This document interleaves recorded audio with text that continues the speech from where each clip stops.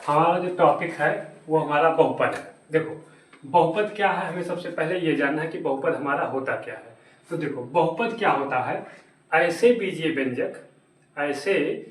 व्यंजक जिसमें चरों का घात जो होता है वो क्या होता है, शून्योत्तर पूर्णांक होता है। ऐसे बीजीय व्यंजक जिसमें चरों का घात क्या होता है, शून्योत्तर पूर्णांक होता, उसे क्या कहते हैं, बहुपद। लिख देते हैं बहुपद। बहुपद ऐसे बीजीय व्यंजक जिसमें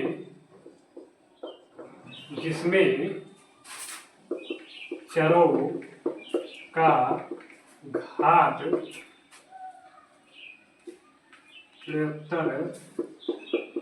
ऋणोत्तर पूर्णांक होता है, उसे बहुपद कहते हैं। चलो समझते हैं।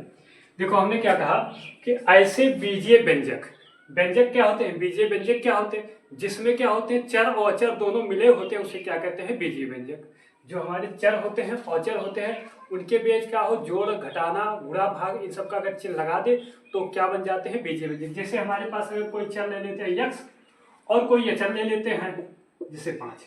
अब चर और अचर दोनों को हमने क्या कर दिया, मिला दिया, तो ये चीज जो आपका बना ये क्या बन गया, बीजीय व्यंजक बन गया। क्या बन गया आपका, व्यंजक। क्या बन गया, ये बीजीय व्यंजक। तो देखो हमने क्या कहा, ऐसे बीजीय व्यंजक, क्या ऐसे बीजीय व्यंजक जिसमें चरों के घात, चर हमारे क्या है ये, अब जो है चरों का घात क्या हो, ये हो ऋणोत्तर पूर्णांक।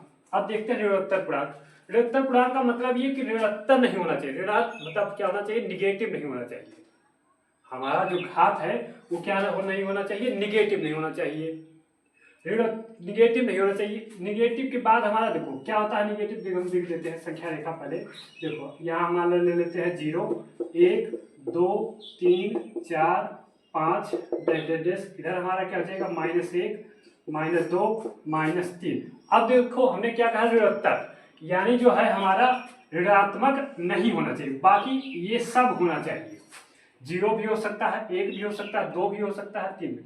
अच्छा हमने कहा कि निगेटिव नहीं होना चाहिए, तो इसका मतलब नहीं कि उसको 1/2 कर दो। देखो 1/2 को ले तो ये भी तो क्या है, ऋणात्मक नहीं है, लेकिन ये भी घात नहीं होना चाहिए। हमने घात क्या कहा, केवल पूर्णांक होना चाहिए। पूर्णांक जैसे 1 2 3 4 0 ये आपका होना चाहिए, भिन्नात्मक नहीं होना चाहिए, ये आपका दशमलव में नहीं होना चाहिए। घात जो होना चाहिए वो क्या होना चाहिए, हमारा ऋणोत्तर पूर्णांक होना चाहिए, यानी 0 से ले ले और सभी प्राकृतिक संख्याओं को ले ले। तो हमारा घात क्या हो, घात क्या होना चाहिए, ऋणोत्तर पूर्णांक होना चाहिए, ना तो वो भिन्नात्मक में होना चाहिए और ना तो क्या होना चाहिए, निगेटिव में होना चाहिए।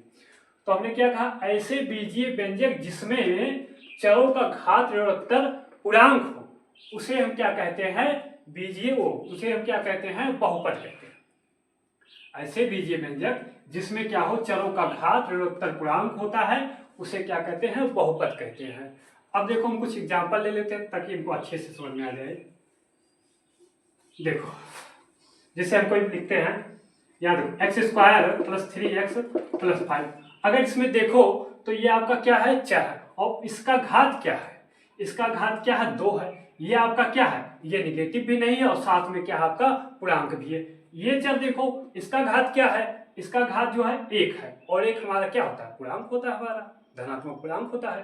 तो इसका भी पूर्णांक है, इसका भी पूर्णांक, यानी ये कुल मिलाकर क्या हो गया, हमारा बहुपद बन गया। क्या बन गया, बहुपद बन गया। और एग्जांपल ले लेते हैं, जैसे एक और ले लेते हैं। देखो यहाँ ले लेते हैं 3x⁴ + 5x - 10 ले लेते हैं। अब इसमें देखो यहाँ देखो अगर चर का घात तो ठीक है 1 है, लेकिन यहाँ चर का घात देखो, यहाँ क्या है, भिन्नात्मक, और हमने क्या कहा कि भिन्नात्मक निगेटिव ये सब नहीं होना चाहिए, तो इसलिए आपका क्या है, ये बहुपद नहीं है। बढ़ते हैं, देखते हैं और कुछ एग्जांपल ले लेते हैं। जैसे हम ले लेते हैं, देखो यहाँ ले लेते हैं x⁴ + 2x² + 1/2 नहीं 3/x कर देते हैं प्लस 10 कर देते हैं। अब इसको देखो, ये बताओ हमारा बहुपद की है कि नहीं है। देखो अगर यहाँ देखें इस चर का तो ठीक है भाई, धनात्मक पूर्णांक है, 3 है हमारा, धनात्मक भी है पूर्णांक भी है। यहाँ देखिए 2 है, धनात्मक भी है पूर्णांक भी है हमारा। और यहाँ देखिए इसको थोड़ा हम सही से लिख लेते हैं। देखो इसको हम क्या लिख सकते हैं, पहले इसको लिखते हैं x की पावर 3 प्लस 2x²। और देखो ये आपका हो जाएगा 3, और ये देखो ये क्या है 1/x। देखो यहाँ ध्यान से देखो 1/x है। अच्छा 1/x जब इसको ऊपर भेजेंगे तो ये हो जाएगा x की पावर -1 हो जाएगा। अभी अगर हम देखें तो यहाँ x है और इसका घात क्या है 1 है, लेकिन जब ये ऊपर जाता है तो इसका घात क्या हो जाता है, निगेटिव में हो जाता है। यानी जब हम इसको ऊपर ले जाएंगे तो ये हो जाएगा x की पावर -1 और प्लस क्या हो जाएगा 10। अब देखो इसमें चर का घात क्या हो गया, यहाँ चर का घात निगेटिव हो गया, तो इसलिए ये बहुपद नहीं है। बहुपद क्या होगा, जिसमें जिसका जो है चरों का घात क्या होगा, धनात्मक, ये धनात्मक कहते हैं या ऋणोत्तर पूर्णांक कहते हैं, वही हमारा क्या होगा, बहुपद होगा। चलो और कुछ एग्जाम्पल ले लेते हैं। देखो ये ले लेते हैं x² प्लस 5√x प्लस 3। इसको देखो ये बहुपद है कि नहीं है। अब देखो यहाँ देखिए ये तो ठीक है, लेकिन अगर इसको देखें तो इसको और एक तरीके लिख सकते हैं। देखो ये आपका हो जाएगा x² प्लस ये हो जाएगा 5, और देखो ये रूट है, रूट का मतलब क्या होता है कि घात 1/2, ये आपका x हो जाएगा, और इस रूट का मतलब क्या है 1/2 है। भाई रूट का मतलब क्या होता है, घात 1/2 होता, तो हमने इसको घात में बदल दिया, तो घात में बदले तो क्या हो गया 1/2 और प्लस क्या हो गया 3। अब देखो घात क्या हो गया हमारा, भिन्नात्मक हो गया, घात हमारा क्या हो गया भिन्नात्मक, और भिन्नात्मक घात है तो उसे हम बहुपद नहीं कहेंगे। चलो बहुपद के बारे में बहुत हो गया, अब दूसरा टॉपिक शुरू करते हैं, या बहुपद के प्रकार को देखते हैं। इसको मिटाते हैं।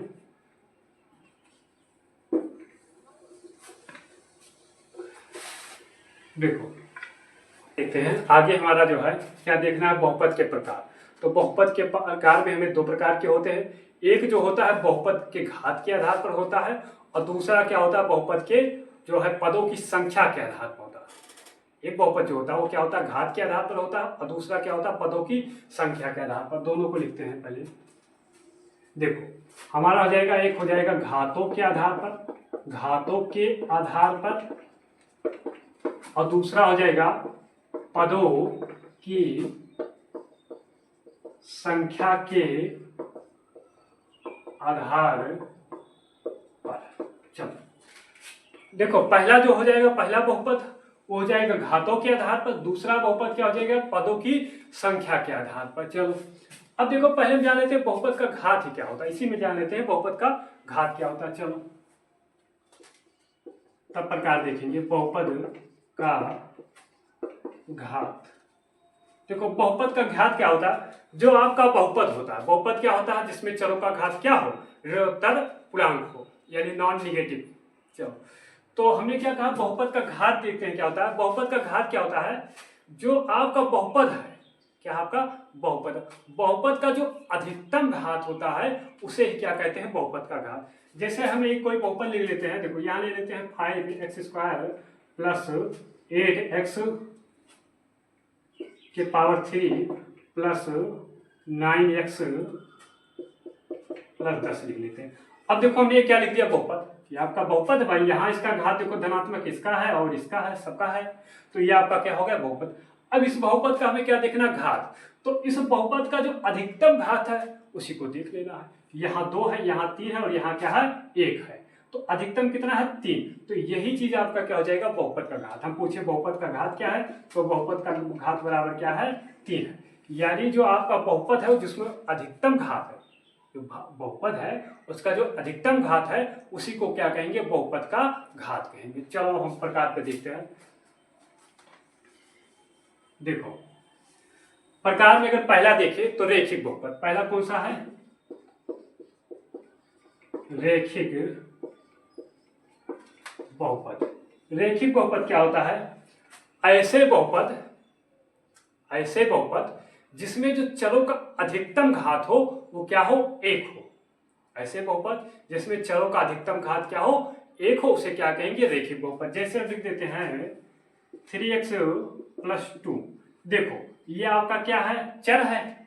अब इस चर का घात क्या है, इस चर का घात 1 है, 1 को लिखो और चाहे ना लिखो। तो इस चर का घात क्या है? 1 है। तो इसे हम क्या कहेंगे? रैखिक बहुपद। और ले लेते हैं x ले लेते हैं, ये भी आपका क्या है? आपका रैखिक बहुपद है। और ले लेते हैं इसको 2x माइनस प्लस ही लेते हैं 2x प्लस 10। देखो इसमें चर का अधिकतम घात क्या है? 1 है। तो चर का अधिकतम घात 1 है तो इसे क्या कह देंगे? रैखिक बहुपद। कुल मिलाकर हम कहेंगे कि ऐसे बहुपद जिसमें चर का अधिकतम घात क्या हो? 1 हो, उसे क्या कहेंगे? रैखिक बहुपद कहेंगे। चलो अगला देखते हैं। अगला हमारा है दो घात बहुपद। क्या है? दो घात बहुपद। दो घात बहुपद, नाम से ही पता लग रहा है कि इसका क्या मतलब हो जाएगा। दो घात बहुपद ऐसे बहुपद जिसमें चरों का अधिकतम घात क्या हो? 2 हो। ऐसे बहुपद जिसमें चरों का अधिकतम घात क्या हो? उसे क्या 2 हो, उसे क्या कहेंगे? दो घात बहुपद। जैसे 3x² प्लस 5x माइनस 3, इसमें चर का अधिकतम घात क्या है? 2। यहाँ तो 1 है और यहाँ क्या है? 2 है। 2 से ज्यादा भी है? नहीं है। तो 2 है इसका अधिकतम घात, इसीलिए इसे क्या कहेंगे? दो घात बहुपद। ऐसे बहुपद जिसमें चरों का अधिकतम घात क्या है? 2 है, उसे क्या कहेंगे? दो घात बहुपद। इसी तरह आपका हो जाएगा त्रिघात बहुपद। त्रिघात बहुपद ऐसे बहुपद जिसमें चरों का अधिकतम घात क्या हो? 3 हो, उसे क्या कहेंगे? त्रिघात बहुपद। जैसे x की पावर 3 प्लस 2x² प्लस 5। देखो इसमें आपका x है यानी चर है, इसका घात क्या है? 3 है। यहाँ इसका घात क्या है? 2 है। अधिकतम घात क्या है? अधिकतम घात 3 है। तो ये कौन सा बहुपद है? त्रिघात बहुपद। जिसमें जो बहुपद का अधिकतम घात है वो आपका इसमें क्या है? 3 है।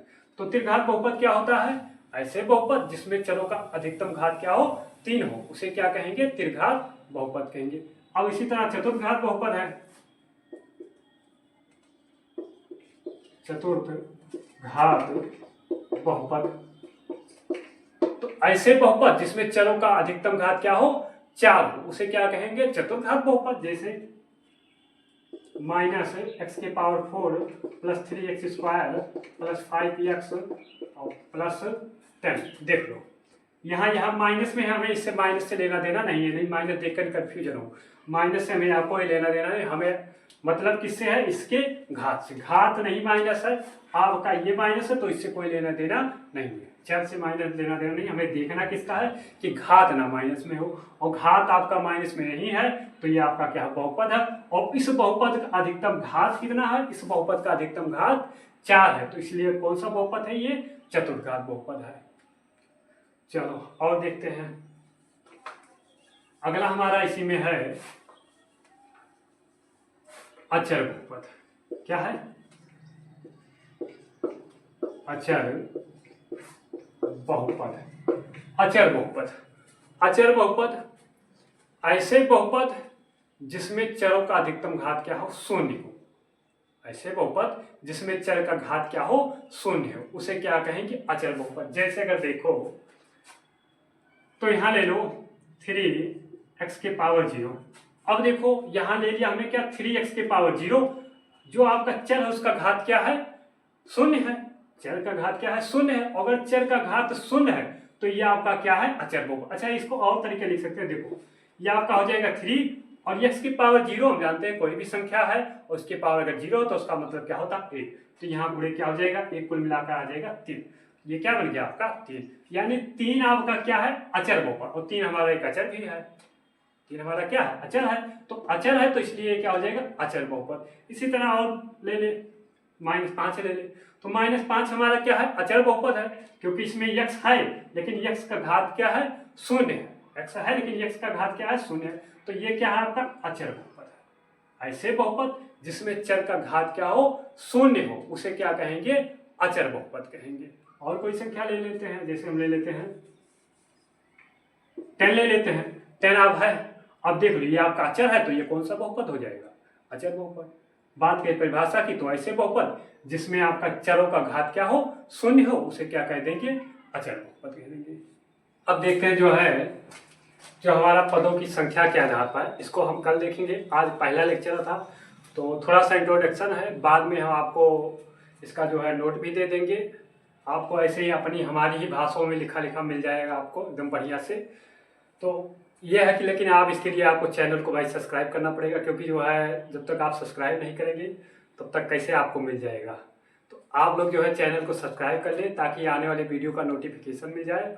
अगर आपको वो नोट चाहिए तो आप हमारे जो है व्हाट्सएप ग्रुप पर मैसेज कीजिए, आपको नोट जो है प्रोवाइड करा दिया जाएगा।